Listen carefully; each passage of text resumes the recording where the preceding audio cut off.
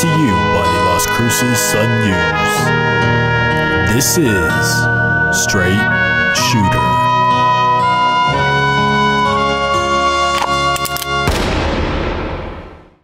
What is going on, everybody? This is Justin Martinez, aka Jay the Sports Dude, and if you are listening right now, let me just say thank you for tuning in to Straight Shooter, the podcast where I shoot from the hip and give you everything that you need to know about the New Mexico State men's basketball team. This is episode 15 of our season-long journey, so if you're a returning listener, then welcome back. I missed you, and if you're new to the program, well then welcome to the family. Where have you been all my life? Guys, we have a great one in store for you all this evening, so make sure to kick back and relax because I got you. Let's get started. I'm coming to you from a place that I like to call the Saloon. So Barkeep, what do we have on tap for today? On tap today is a recap of last week's games, an interview with Ivan Aurrecoechea, and a preview of the Seattle game. Alrighty, thank you, Barkeep. I have my lasso in hand, and it's time for our post-game roundup, the segment where I round up my thoughts on the most recent New Mexico State games. And in this case, the Aggies earned a 71-49 road win over Chicago State on Thursday,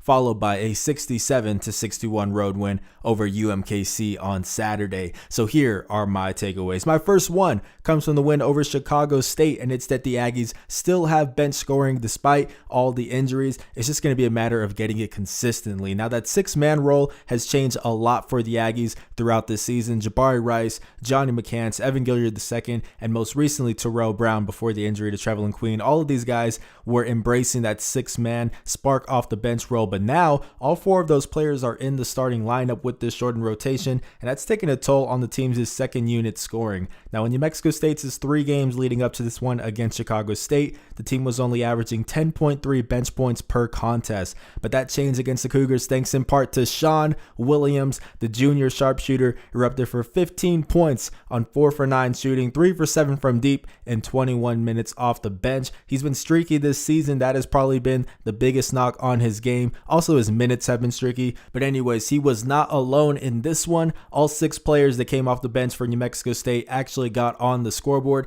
and they combined for 36 bench points. That's the highest total the Aggies' second unit has scored against a D1 opponent since it dropped 50 against Colorado State on November 25th.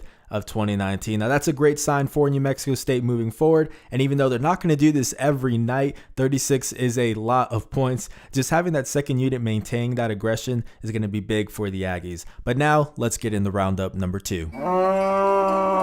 So my second takeaway comes from the win over UMKC, and it's that defense is still the biggest strength for New Mexico State. Now look, the Aggies could not buy a bucket in that first half. They missed their first 4 field goal attempts. They went 1 for 6 from deep, and they only had 27 points at halftime. Now, if you just go off of that alone on the road, you think there's no way you can win a basketball game when you're shooting like that. But New Mexico State's defense helped it make a comeback in the second half. The Aggies held the Roos to 0 made field goals from the 11:39 mark to the 3:49 mark in that second half. That's 7 minutes and 50 seconds without a bucket, and by the time that drought ended, New Mexico State had a 60-46 advantage. The Aggies are only allowing 59.8 points per contest this season, which leads the conference and ranks 7th in the entire country. So it's this stingy defense that'll be something they can lean on moving forward when they're having an off shooting night. But now, let's get into roundup number 3.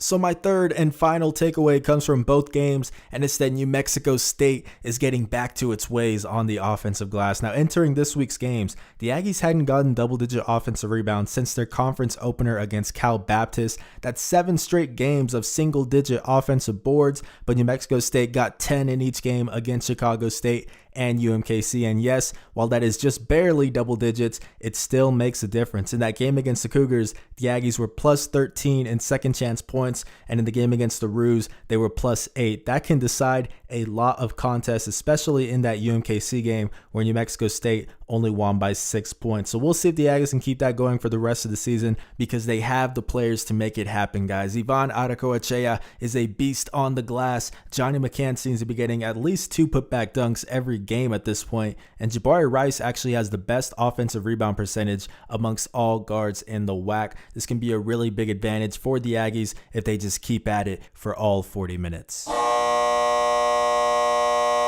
So that buzzer means that is all the time we have for segment number 1. Now it is time for segment number 2, which is an interview with Ivan Aurrecoechea. The senior has been playing like the best big man in the WAC since the start of conference play, and really just one of the best overall players. And I got to sit down with him on Monday. So Barkeep, change the channel real quick. You got it, boss. So yeah, like I said, appreciate you taking time to talk to me. Congratulations on the pair of wins on the road. Thank you. Just what do you think were the biggest takeaways you guys can have from those pair of games? I think that this the feel of the defense getting better in the second half in the game against Kansas. I think that is one of the things that we can say that we get better in this trip. And talking about the offensive, about the rebounds, we get better in both games, and that's something that we have to talk about. Yeah, definitely. You guys had a really good stretch second half of that game against Kansas City. Mm-hmm. I think it was like a 15-2 run, and you had 10 of those points and an assist. And I think what was really cool that Jans pointed out was that anyone who came even off the bench or was already on the court, they knew to kind of feed you the ball. There's not a lot of selfishness with this team. Mm-hmm. Just how much does that make it easier for you when you have guys that are willing to recognize that if you're hot, you get the ball? I think that it's not just the point that they knew that. Was the point that they could give me the ball because the other team wasn't double team me, like they didn't do most on me because they knew that if they let free one of the other guys was a secure shot for them, and I think that's the point that why I get the ball so many times in the post the other day, and that's why I had the opportunity to get hot and score the ball so many times. Yeah, during that stretch you had a really good you're doing a turnaround jumper and you find Terrell Brown just cut into the lane, you get him wide open. Is that something you take just equal pride in, just as much as scoring, is being able to find the open guy like that? Yeah, I think that when the other team start getting on me, it's always you have to know where everybody's on the court. So if you want to pass the ball quick, you have to know where everybody is. So you have to know that before of make the move. So that's how I knew that Terrell could cut from the corner. Yeah, definitely. You're already playing really well in non-conference play, but it seems like you've taken it to the next step here since WAC play started. Just what do you think has changed for you lately? I don't know. Maybe it's just the. I didn't really think about it. I just keep playing like in the off-season. I think that maybe in the beginning, how the team was a little bit like thinking in the injuries and all that. I think that get on my head a little bit too, and I wasn't playing on my top level. So when I get to the WAC, before Cal about this, I tell to myself that I wanted to do my best in this conference because in my senior year, I cannot go back to my freshman year. So just keep looking. Yeah, definitely. And in non-conference play, you were shooting about 55%, I think, from the free throw line. Since then, it's really gone up. I think it's like 75 now in conference play. Is that something you kind of knew you had to focus on more? Or is it just more a matter of focusing at the line?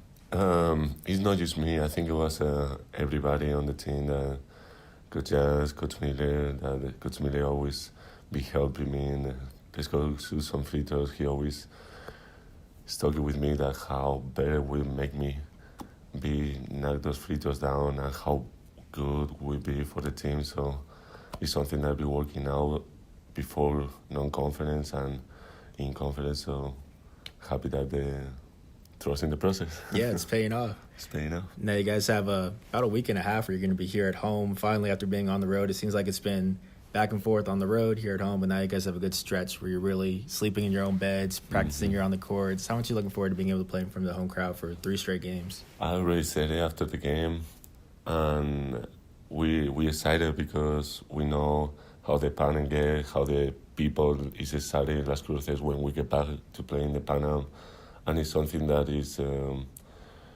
gonna make us better. And these days at home is gonna be perfect to practice for us and think in our own game. Yeah, definitely. And normally I end these podcasts just with nickname ideas, but obviously we've already done that because you're a veteran on this show by now. So if you don't mind, I actually found a couple of road games that you guys have had where the announcers try to pronounce your last name. And I want you to kind of just tell me if you feel they did it justice, okay? Oof. There's just 3 of those, so just let me know. This one is from, I won't say the announcer's name because I don't want to put them on blast. No, of course. But this is the Chicago State game, your guys' recent one. Carlo Mejo was going for the block and literally goes over the back of Aurrecoechea. The Spaniard will head to the free throw line. How'd that one do? I think that it's not bad, but the R's are pretty hard for the people, and when you try to read my last name pretty quick, it's getting hard in that part. It's not, he went for it though, because he went for the full roll of the tongue and everything. Like you gotta admire that he at least went for it, right? All right, next one is from your game against South Florida back in the Cayman Islands. Yes, that's what happened when you didn't read my last name before. Yeah. And you just read Ivan and you try to say my last name, but you didn't wrote it before. Yeah, you gotta practice. Like, oh my God. Yeah, you can tell he questioned himself midway through. You can't question it. You just gotta go for it, And then last one, this is from your guys' I believe second game of the season against UTEP on the road. In the interest of time and getting it right, we will go with Ivan. Refer to Ivan as Ivan. Let's do it. It's just too difficult to say on the fly. Yeah, I think that those are the smart people that when you don't mind that people just go by Ivan. Yeah, it's just Ivan. Like I don't mind it. And sometimes they use Alcolado, that is my second last name, and I don't mind it. Like I know that my last name is hard, and I'm not making fun of any of the other announcers or anything like that.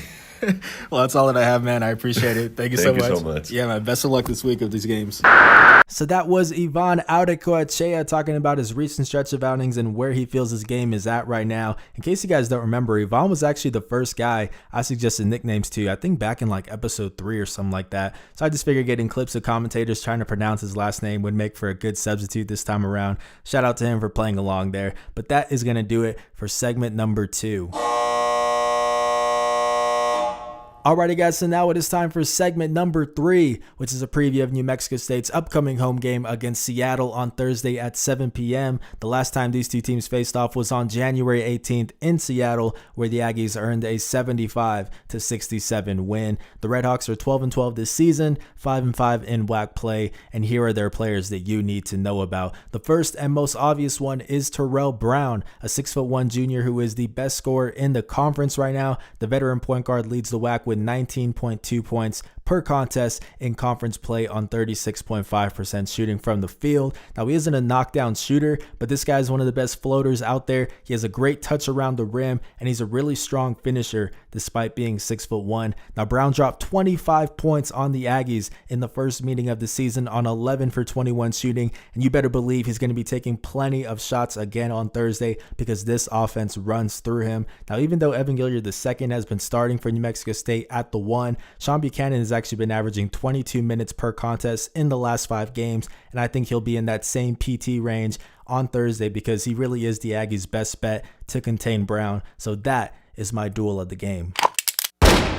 Now, my second player to watch out for in this one is senior Morgan Means, a 6'3" shooting guard who I believe is one of the most underrated players in the WAC. This, without a doubt, is Terrell Brown's team and his offense, but don't forget about this guy. So he's averaging 14.4 points per game in conference play on 40% shooting from the field, 91.1% shooting from the free throw line, and much like Brown, he is a finisher at the rim rather than a long-range shooter, and New Mexico State's Terrell Brown will get the assignment in this one. Now, Means got held to just 10 points last time these two squads met up, and we'll see if Brown and the Aggies can have that same success on Thursday. Now, my third and final player on the Seattle squad to watch out for is sophomore Riley Grigsby, a 6'6" small forward who is averaging 10.1 points and 6.2 rebounds per game in WAC play, and he's going to have a height advantage over Jabari Rice, who is 6'4" at the 3 spot. Now, Grigsby got held to just 2 points on 0 for 5 shooting in 32 minutes last time these two teams faced off, but he could be a real X factor if he gets hot in this one, which he's capable of doing,